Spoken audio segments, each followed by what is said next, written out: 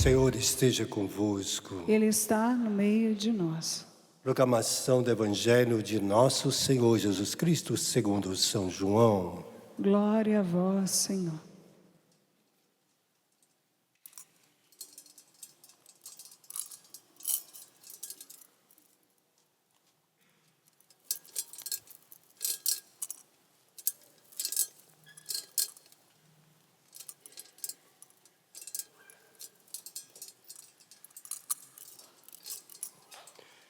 Naquele tempo, ao passar, Jesus viu um homem cego de nascença. Os discípulos perguntaram a Jesus: Mestre, quem pecou para que nascesse cego, ele ou seus pais?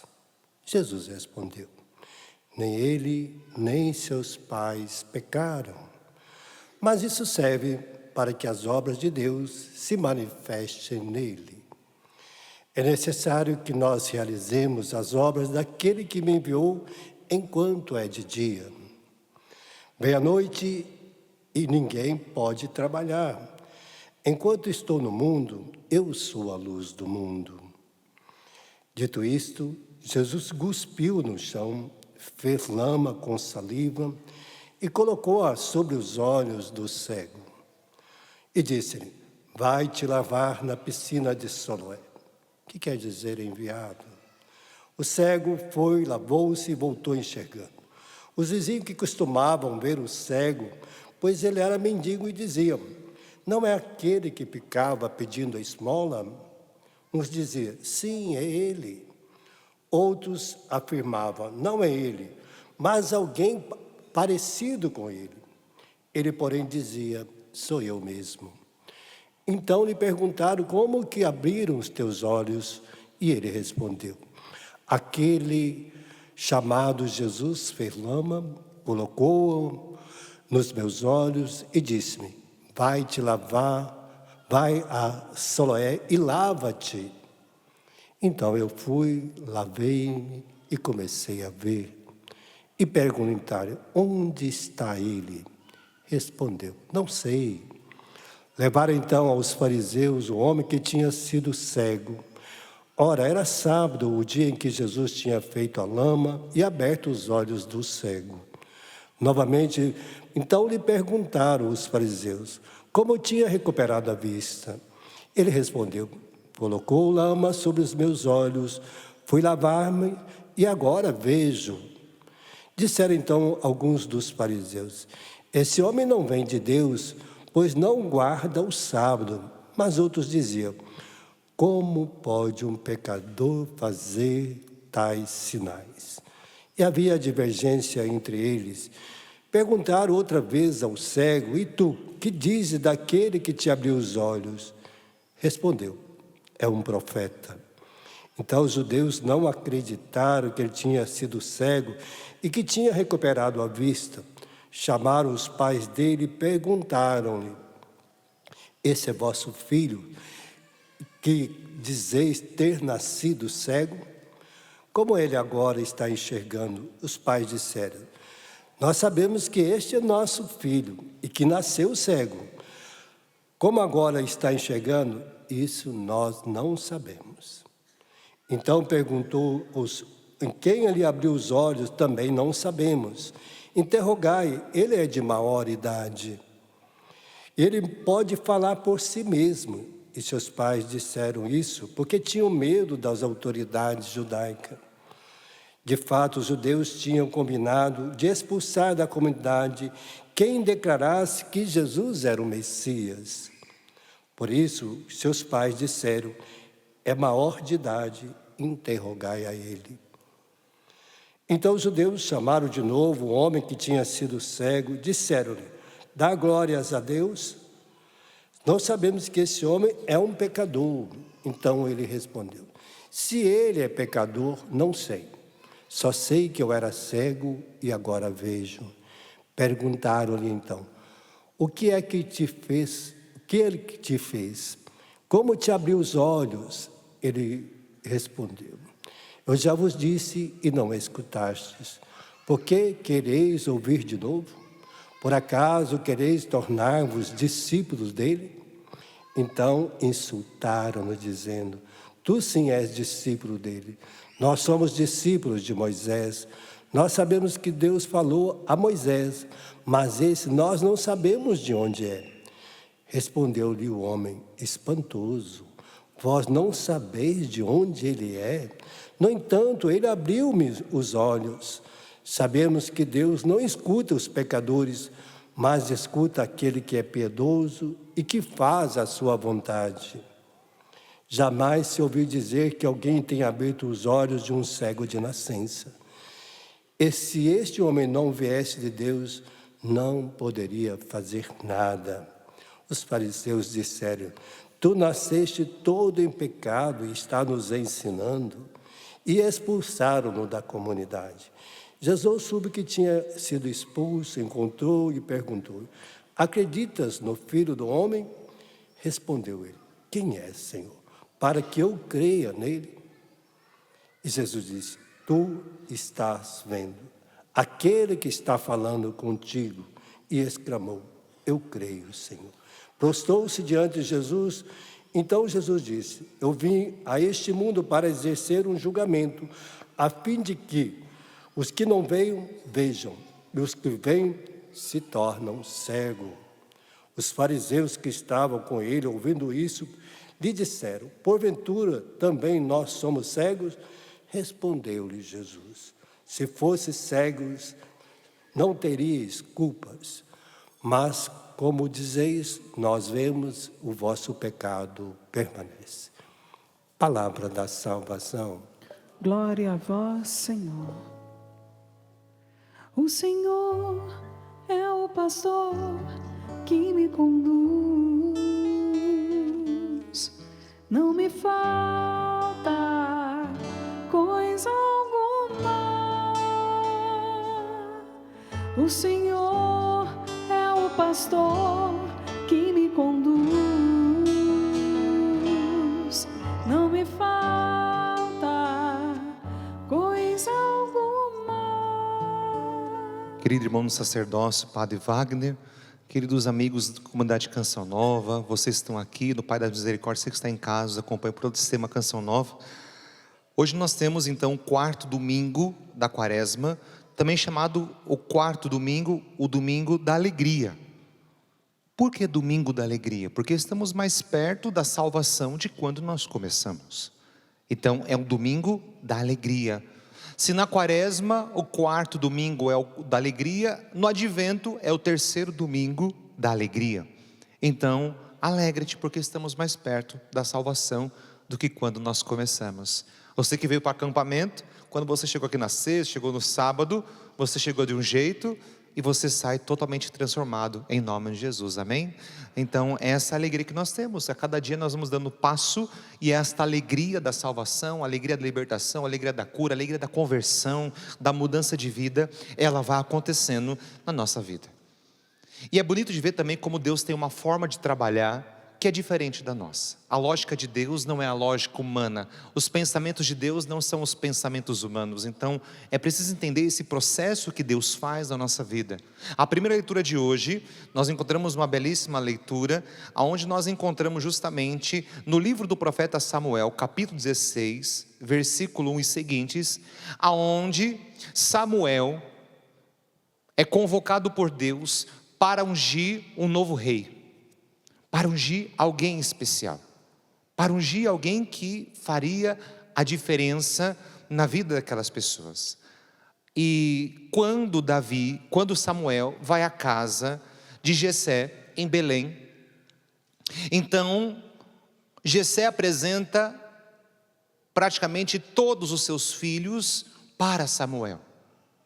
Mas Samuel, que é um homem de Deus, Samuel, que é alguém chamado por Deus, e vocês vão se lembrar daquela passagem, né? Onde Samuel está no templo e Samuel é chamado. Samuel, Samuel. Ele é chamado por Deus. Ele é um homem que também aprendeu a escutar a voz de Deus, aprendeu essa dinâmica do amor de Deus. E agora ele é chamado a ungir alguém. E quando Jessé apresenta todos os seus filhos, ele já diz: olha, aqui estão todos os seus filhos, Ele diz: não, falta um que está lá fora, cuidando das ovelhas, pastoreando as ovelhas, chama ele para mim. E quando Davi entra, Jessé olha e fala: esse é o escolhido. Com certeza Jessé apresentou os filhos mais fortes, mais robustos, talvez com cabelo mais bonitinho, com uma aparência melhor. Com certeza Jessé apresentou o que aos olhos de Jessé seria o melhor filho. Mas, como diz a leitura de hoje, Deus não olha a aparência, Deus olha o coração. Deus olha o interior, Deus olha a alma. Não é como nós, né, que olhamos uma pessoa e dizemos: eu preciso me aproximar daquela pessoa porque ela é rica, ela pode me ajudar. Eu preciso me aproximar daquela pessoa porque ela pode me levar para um cargo maior. Eu preciso me aproximar do Padre Wagner porque pode ser que ele me dê um cargo interessante na Canção Nova. Eu preciso me aproximar do Danilo porque pode ser que ele me chame a pregar outros acampamentos. Então, quer dizer, nós podemos ter olhares mundanos que são pecaminosos e que não nos ajudam a ser homens e mulheres de Deus. Deus chama aquilo que é improvável. Deus chama aquilo que aos olhos humanos não tem lógica. E na cabeça de Jessé, que era o pai de todos os filhos, deve ter ficado confuso. Como assim? Mas Samuel, que já tinha sido chamado por Deus e aprendeu a escutar e responder Deus, e que ele disse: fala que teu servo escuta, agora ele está fazendo aquilo que Deus está pedindo. Ele aprendeu também a escutar Deus. E Deus diz: é esse, é Davi. E é interessante que Davi, ele é tão mirrado, ele é tão pequeno, que conta lá na frente, depois lá na frente, quando ele vai combater Golias, diz que colocaram uma armadura nele tão grande, uma armadura tão forte e pesada, que diz que ele não conseguia se mexer. Ele ficou que nem um robozinho, não conseguia se mexer, porque ele era mirrado. Então o que ele faz? Ele tira aquela armadura e ele vai enfrentar Golias, com a cara e com a coragem, com uma funda. O que é uma funda? É tipo de um estilingue. Quem aqui já teve um estilingue? Eu não vou fazer a segunda pergunta, quem já matou um passarinho, porque, né, eu vou mexer nos seus traumas, aí o padre vai ter que fazer exorcismo pessoalmente aqui, não vai dar certo, né? Eu vou só perguntar quem teve estilingue, né, padre? Acho que eu já cutuquei a ferida demais, né?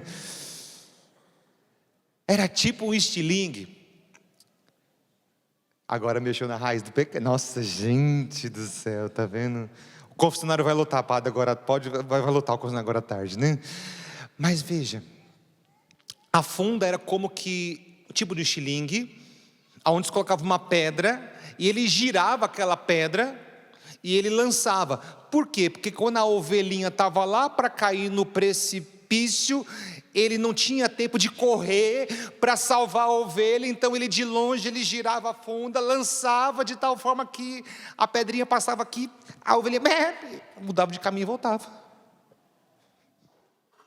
Eu não tenho tempo de salvar a ovelha, mas eu tenho um treinamento, que eu sei como salvar a ovelha de longe. E justamente quando Davi está de frente com Golias, Golias diz para Davi: você vem a mim com essa sua roupa do corpo, essa roupa de pastor, com uma funda na mão, eu vou te destroçar, eu vou acabar com a tua vida, eu vou te dar para os cães. Golias humilha Davi. Só que Davi, quando Golias acaba a fala dele, Davi diz uma fala que deve ser a nossa fala daqui para frente. Você vem a mim com essa sua vaidade, com esse orgulho, você vem a mim com toda a sua soberba, mas eu vou contra ti, em nome do Senhor eu te vencerei. Se você aprender a ir contra o teu pecado em nome de Jesus, contra os teus inimigos em nome de Jesus, contra o demônio em nome de Jesus, com a Virgem Maria o céu e a terra, você será sempre um vitorioso, você será sempre uma vitoriosa, e você vai ter muitas graças e bênçãos na sua vida, amém? Aprenda isso, nós precisamos aprender isso em nome do Senhor. E aí, por que o padre contou isso? E aí então confirma a escolha de Samuel por Davi. Porque talvez se fosse outro, talvez não saberia lutar essa batalha. Talvez não sabia lutar essa guerra. Porque justamente com essa funda, ele gira a funda com aquela pedra que ele sabia acertar, justamente de tal forma que ele não machucava a ovelha, mas a ovelha desviava o caminho e voltava. Então com essa mesma funda, não para matar passarinho igual você, mas com essa funda ele acertou em cheio Golias, e Golias cai e ele corta a cabeça de Golias. Ele vence Golias. Será que Deus errou na escolha? Sim ou não? Não. Deus errou na sua escolha e você está aqui hoje?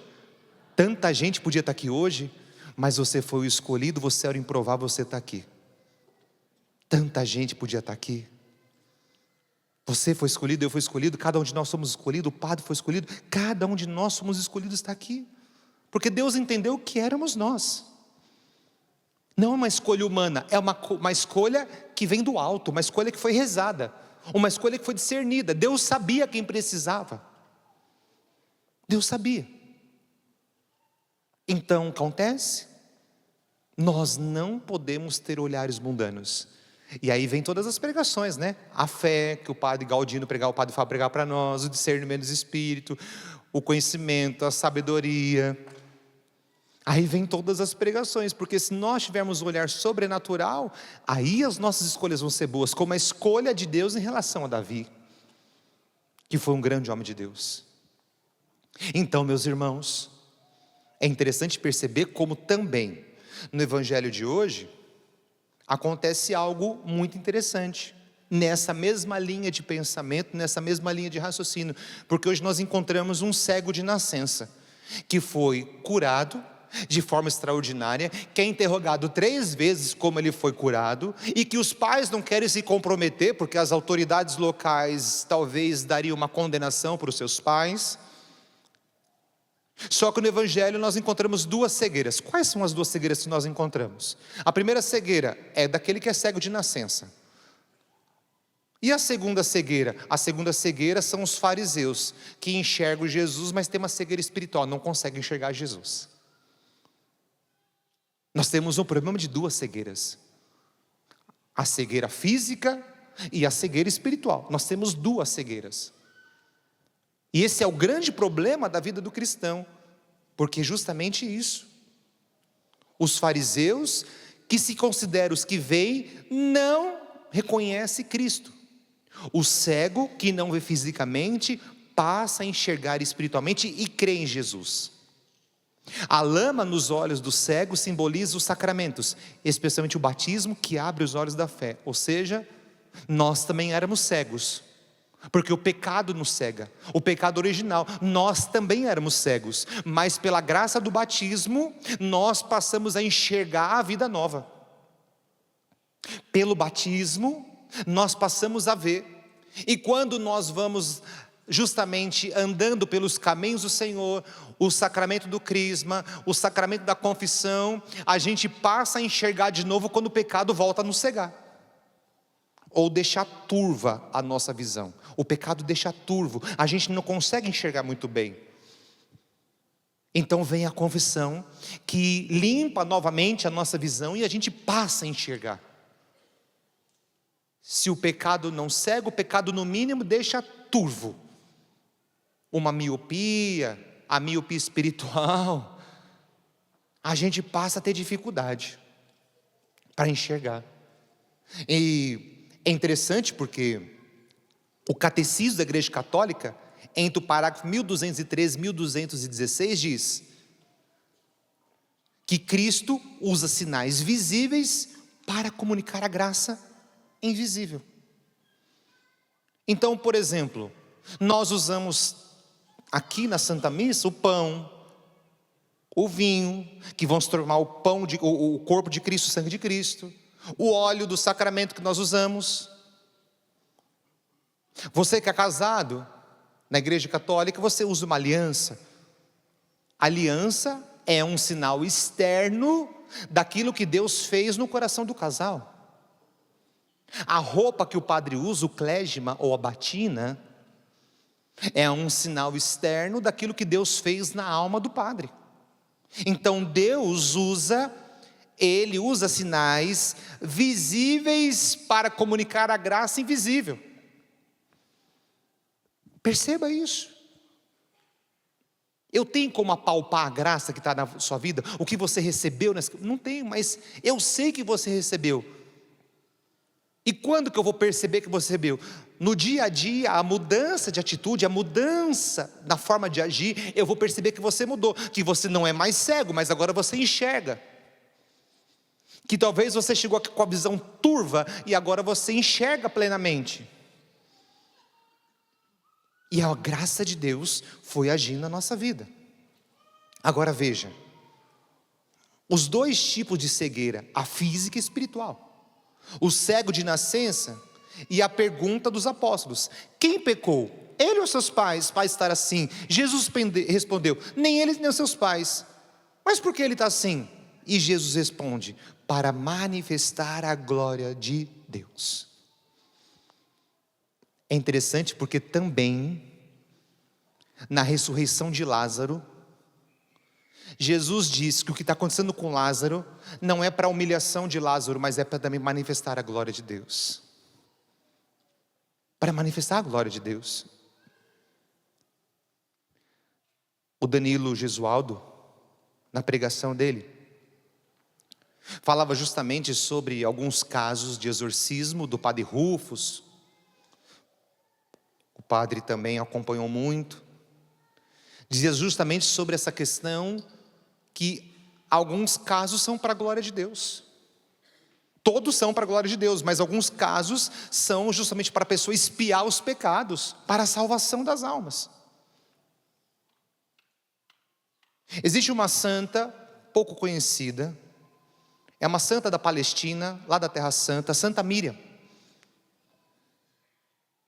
Eu tenho uma devoção a ela, tenho uma relíquia dela. Vale a pena você conhecer. Ela tem dons extraordinários. E conta a história, eu vou resumir, o resumo do resumo, mas depois você lê, procura. Diz que ela teve 2 possessões. Uma possessão demoníaca e uma possessão angélica. Diz que ela era muito santa em vida. E o demônio furioso com ela, então permitiu permissão a Deus para possuir aquela jovem. Deus permitiu. Só que ela era tão santa, ela vivia tanto a graça de Deus, que ela não sofreu com a possessão. Quem sofreu foi o demônio, ao ponto do demônio dizer para Deus: Deus, agora eu quero sair, porque eu não estou aguentando a santidade dessa menina. Nossa, arrepia agora. É verdade, é uma história verídica. Imagina, o demônio pediu para ir embora, porque ele não aguenta mais a santidade. A tua santidade devia ser tal, que o demônio ia falar assim: aonde ele chega eu saio, onde ele chega eu saio, porque onde ele chega Jesus chega com ele, onde ela chega Nossa Senhora chega com ele, onde ele chega os anjos chegam com ele. A nossa santidade deve ser igual a santidade dessa menina. Quando a gente chega, onde a gente pisa, o demônio vai embora. Agora parece que tem gente que chega uma legião de demônio, né? Tem gente que chega, meu Deus, chegou, o ambiente vira horror. Tem gente que dá um abraço, nossa, mano, parece que deixa eu ir pro sacrário rezar, Jesus. É possível. A nossa presença deve ser uma presença de Deus. Deve ser uma presença cristã. Aonde você chegar, Como diz a palavra de Deus, aonde a planta do seu pé pisar deve ser graça de Deus. A Maria Gabriela da Renovação Carismática, um grande abraço a ela. Ela diz que nós deveríamos andar assim: amém, aleluia, amém, aleluia. Ela fala amém, aleluia. Devemos andar assim, né? Eu sei que eu não pode falar aleluia no tempo da quaresma, estou dando um exemplo, tá bom? Exemplo, estou dizendo que ela fala para nós. Passado esse tempo, porque justamente Deus disse para o demônio: você não queria entrar? Agora fica. Vai se lascar. Não. Tem um período para você ficar aí. Você pediu para ficar, agora você fica. O demônio sofria com a santidade daquela menina. Passado o período, o demônio vai embora. E agora vai acontecer uma possessão angélica. Imagina o grau de santidade. Para chegar nesse nível, nós temos que enxergar a vontade de Deus. Não podemos ser cegos. Tem pessoa que caminha tanto com Jesus, mas é cego, não é possível. Quando passar o tempo da quaresma, nós vamos adentrar no tempo bonito, o tempo da ressurreição. E nós vamos contemplar entre tantos evangelhos, os evangelhos dos discípulos de Emaús. Eles estão voltando para casa triste, estão falando com Jesus, e não reconhece Jesus, cegueira. Você vai na missa todo domingo, assim espero. Confessa todo mês, assim espero. Vai em acampamento. E não consegue enxergar Jesus? Tem algum problema aí.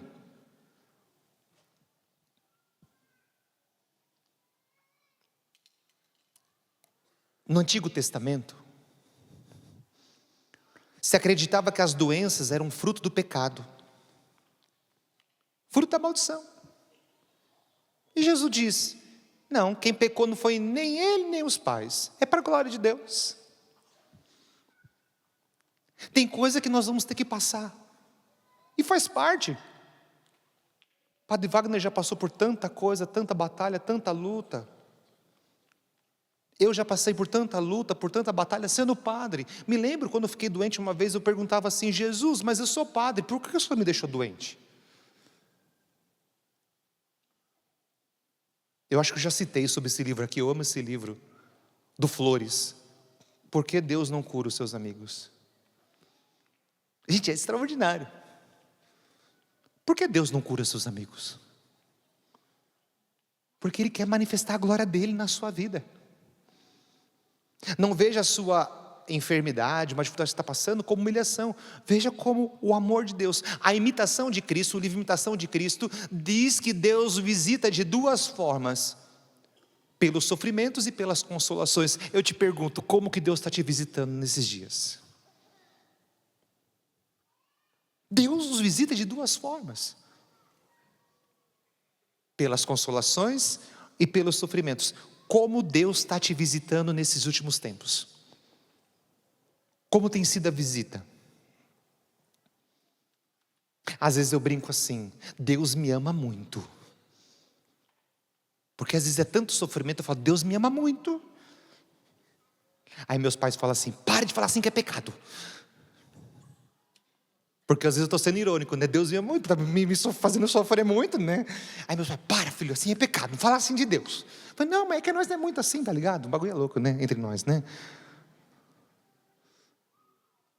Então, a cura desse homem cego de nascença não é fruto da habilidade humana, mas é fruto do poder de Deus, da graça de Deus. Depois de entender que esse cego passou por 3 coisas bonitas, e assim deve ser a nossa vida. Primeiro,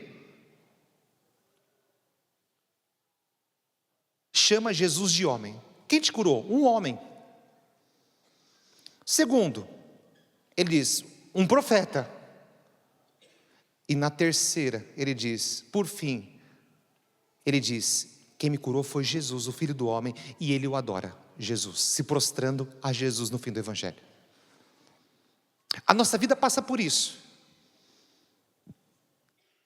A nossa visão, ela vai estar um pouco turva. Deus vai limpando a nossa visão. No começo a gente vê Jesus como um homem maravilhoso, depois vê Jesus como um profeta. E ao longo do caminho nós vamos entender que Jesus não é só um homem, que Jesus não é só um profeta, mas que Jesus é o Filho de Deus, e nós vamos o adorar e sair daqui transformados. A nossa vida tem que passar por esse processo. E é normal, faz parte. Nós vamos passar por esse processo de crescimento e maturidade na vida espiritual. Santo Agostinho comenta assim: o cego foi iluminado 2 vezes. Primeiro nos olhos, depois no coração. Uau! Repete com o padre. O cego foi iluminado 2 vezes. Primeiro nos olhos. Bate no peito e fala assim, depois no coração. Deus quer iluminar os nossos olhos e o nosso coração. Deus tem que iluminar os nossos olhos, a nossa mente, iluminar o nosso coração. Deus quer mostrar essa luz. Deus quer iluminar a nossa alma. É interessante porque quando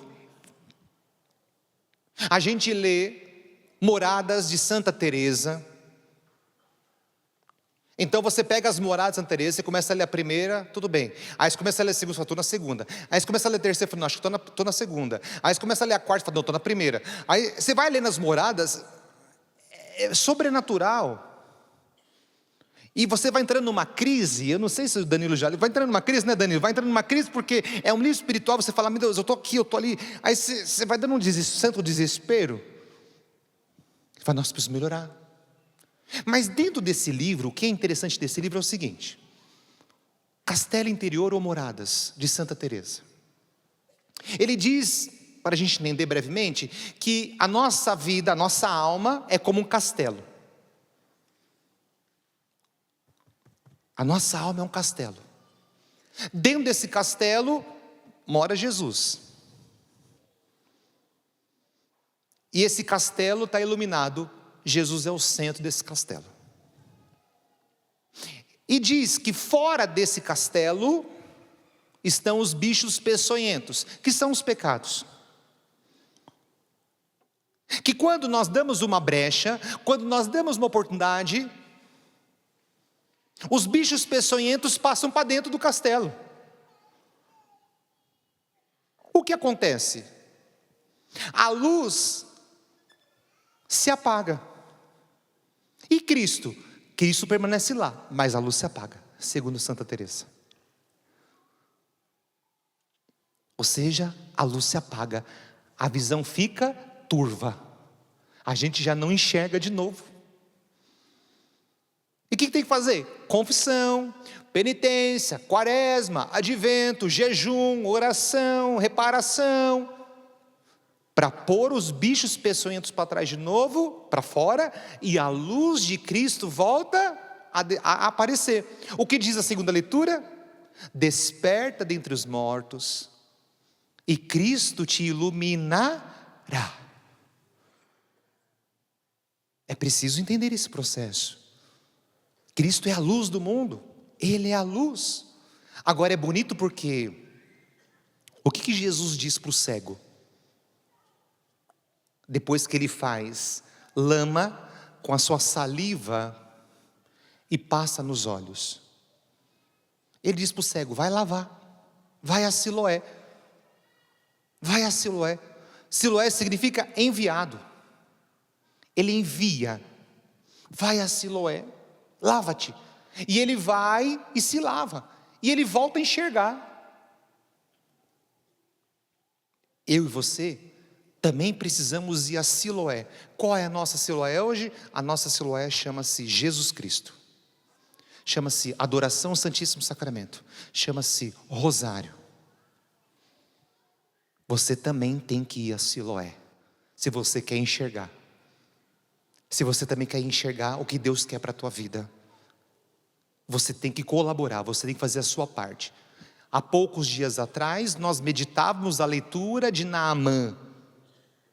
E o profeta Eliseu disse para Naamã, leproso: vai ao Jordão e se lava 7 vezes. A princípio ele não queria obedecer, depois ele obedece e ele começa a se lavar 7 vezes. E a palavra Jordão significa aquele que desce. Tem hora que é preciso descer do nosso orgulho. E sabe o que diz para nós São Gregório Magno? A luz entra na alma quando o orgulho sai do coração. Enquanto você não deixar o orgulho de lado, a soberba de lado, a vaidade de lado, você não vai enxergar e você não vai ver aquilo o que Deus tem para a sua vida. Enquanto você não colaborar. Você precisa colaborar com a graça de Deus. Deus cura, cura. Deus salva, salva. Deus liberta, liberta. Deus transforma, transforma. Mas você tem que colaborar com a graça de Deus. Colabore. O que diz para nós a segunda leitura de hoje, extraordinária, São Paulo, a carta aos Efésios. Olha a leitura de hoje, segunda leitura. Outrores eres trevas, mas agora sois luz no Senhor. Vivei como filhos da luz. E o fruto da luz chama-se bondade, justiça, verdade. Discerni o que agrada ao Senhor, não o mundo, o que agrada ao Senhor. Não vos associeis às obras das trevas, que não levam a nada, antes desmascarai-as. Você não pode mais, uma vez liberto, uma vez curado, uma vez transformado, uma vez enxergando, você não pode mais se associar às obras das trevas. Não faça como diz aquela leitura. O cachorro voltou ao seu vômito, o porco voltou a se lavar na sua lama. Não volte para a lama do pecado, não volte ao vômito do passado, mas enxerga que Deus tem algo novo para a sua vida. Deus tem algo maravilhoso. Assim como escolheu Davi, assim como escolheu tantos homens e mulheres de Deus, assim como escolheu Santa Míria lá da Palestina, que o padre contou para você, assim como escolheu cada um de nós, Deus te escolheu, Ele tem algo novo. Mas para que você viva o novo, você tem que deixar o velho e não mais se associar. E se tem alguma coisa ainda, como diz a segunda leitura, que está ainda oculto, você tem que desmascarar. Está escrito aqui, não associe a obra das trevas, que levam a nada, antes desmascarai. Desmascar o mal na tua vida, desmascar o mal, desmascar o pecado. Tira aquilo que está oculto na tua vida, aquilo que está ocultando, a vida dupla, o adultério, a bebida, a cachaça. Tira aquilo que está oculto. Seita diabólica, arranca aquilo que está. Vamos desmascarar o mal, vamos parar de viver vida dupla. A vida nova no Espírito, meus irmãos, a luz, não deixa que os bichos peçonhentos entrem e a luz se apague, não. Põe esses bichos para fora, põe esse mal para fora em nome de Jesus e começa um tempo novo na tua vida, um tempo novo na tua história. É o que Cristo mais quer para você. É o que Deus mais espera para a tua vida, é o que Deus mais espera para a tua história. É muito triste, porque aqueles fariseus enxergavam, mas eram cegos espiritualmente. Eram cegos. E aquele homem que era cego, foi iluminado nos olhos e no coração, e passou a proclamar: Jesus Cristo é o Senhor da minha vida. Que você também, a partir desse acampamento, possa proclamar: Jesus Cristo é o Senhor da minha vida, da minha história, da minha família. E eu nunca mais quero deixar esse amor de Deus. Jamais, jamais, Senhor. Jamais vou deixar esse amor de Deus. Você não pode mais. Fica de pé, você que está sentado. Pedi para Ana Lúcia, por favor, Ana, alguma coisa que Deus inspirou você, Ana. A Ana me perguntou: padre, que música nós vamos cantar? Eu falei: aquela lá, Ana, aquela lá. Aquela música maravilhosa que você tem, Ana. Tá bom. O que Deus inspirou para nós? Alguma coisa no coração também? Alguma palavra, alguma partilha? Vamos lá. Não cante vitória o inimigo. Se eu caio, depois me levanto. E mesmo que eu more nas trevas, o Senhor é minha luz. Não cante vitória o inimigo. Se eu caio, depois me levanto, e mesmo que eu more nas trevas, o Senhor é minha luz.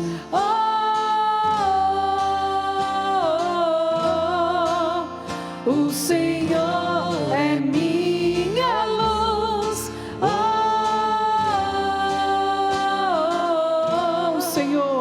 O Senhor é minha luz. Canta isso. O Senhor é minha luz.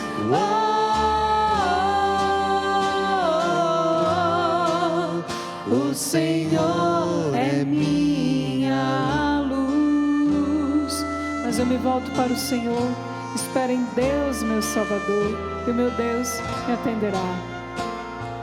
Mas eu me volto para o Senhor. Espero em Deus, meu Salvador, e o meu Deus me atenderá. Mas eu me volto para o Senhor, volte-se para Ele. Mas eu me volto para o Senhor. Espero em Deus, o meu Salvador, e o meu Deus me atenderá. Me atenderá. Não cante vitória o inimigo. Se eu caio, depois se põe de pé, meu filho, e mesmo que eu more nas trevas, O Senhor é minha o luz. Senhor é minha luz. Não cante vitória o inimigo. Se eu caio, depois me Se levanto. eu caio, depois me levanto. E mesmo que eu more nas trevas, E mesmo que eu more nas trevas, o Senhor é minha o luz. Senhor é minha luz.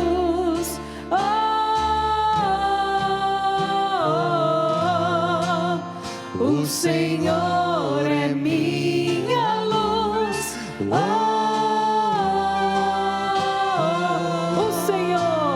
O Senhor é minha luz.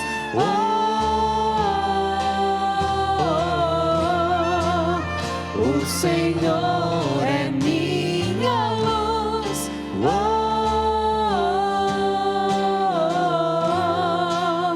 O Senhor é minha luz. Vai dizendo assim, ó: o inimigo não cantará. Tá fraco, o inimigo não cantará. Em nome de Jesus, a vitória sobre a minha vida. Ele não cantará a vitória sobre a minha casa, sobre a minha família, sobre a minha história, sobre tudo aquilo que tenho e sou. O inimigo não cantará a vitória. Ele não cantará a vitória sobre o meu corpo, sobre a minha alma, sobre o meu passado, sobre o meu presente, sobre o meu futuro. O inimigo não cantará a vitória. Quem vai cantar a vitória na minha vida? Quem cantará a vitória na minha vida? É Jesus. Será Jesus Cristo. É Jesus Cristo. Será Jesus Cristo. Será Jesus Cristo. Vai proclamando agora: eu sou vitorioso pelo nome de Jesus. Eu sou vitorioso pelo sangue de Jesus. Eu sou vitorioso em nome de Jesus, pela intercessão da Virgem Maria. Vai declarando agora essa vitória de Deus na sua vida, essa vitória de Deus sobre a sua saúde, sobre a tua enfermidade, sobre a tua casa. Eu declaro agora a vitória de Deus pela intercessão da Virgem Maria, dos anjos santos. Vai declarando essa vitória de Deus agora a vitória de Jesus. Eu sou vitorioso pelo sangue de Jesus. Eu sou vitorioso pela paixão, morte e ressurreição de nosso Senhor Jesus Cristo. Eu sou vitorioso em nome de Jesus. Eu sou vitorioso. Vai de nós nessa declaração agora. Eu sou vitorioso.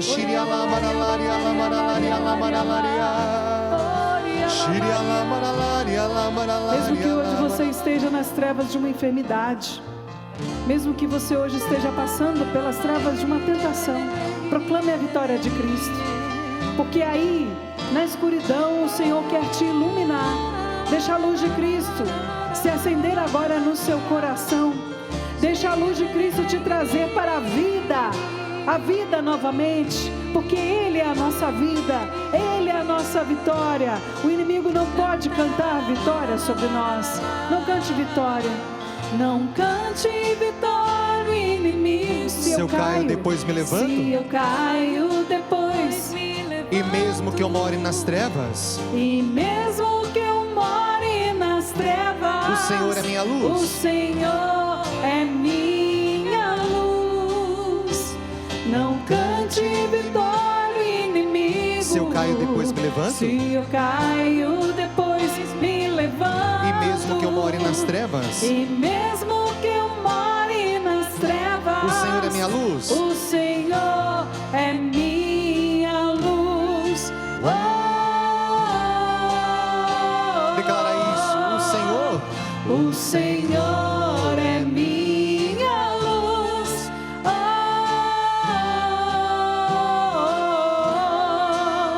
O Senhor é minha. Eu quero ouvir você. Não cante o inimigo vitória. Não cante vitória, inimigo. Vai, Ana, dá. Não cante vitória, o inimigo. Se eu caio, depois me levanto. Se eu caio, depois me levanto. E mesmo que eu more nas trevas, e mesmo que eu more nas trevas, o Senhor é minha luz. O Senhor tá ficando bom, pode ser melhor.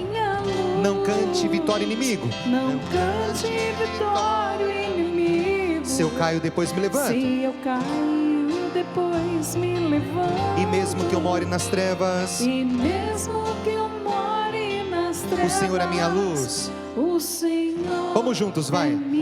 Vai lá, vai. Não cante vitória, inimigo. Vai agora. Não cante vitória, inimigo. Se eu caio, depois me levanto. Se eu caio, depois me levanto. E mesmo que eu more nas trevas, o Senhor é minha luz. Pegue teus braços. É minha luz. Não cante vitória, inimigo. Se eu caio, depois me levanto. Se eu caio, depois me levanto. E mesmo que eu more nas trevas, e mesmo que eu more nas trevas, o Senhor é minha luz.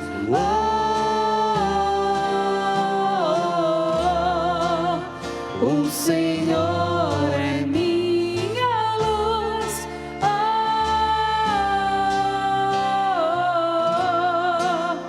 O Senhor é minha. Canta para a pessoa do teu lado.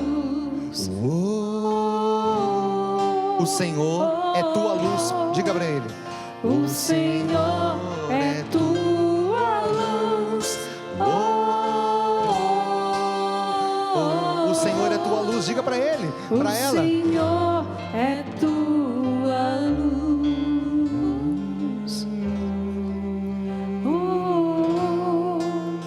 O Senhor é tua luz. Para quem está em casa, você que está em casa, acredita nisso. O Senhor é tua luz. O Senhor é tua luz. Para encerrar, vai.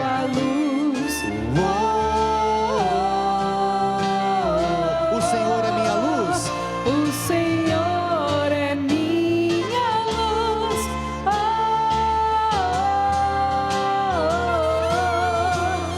O Senhor é minha luz. Viva Jesus Cristo! Viva! Viva a luz de Cristo!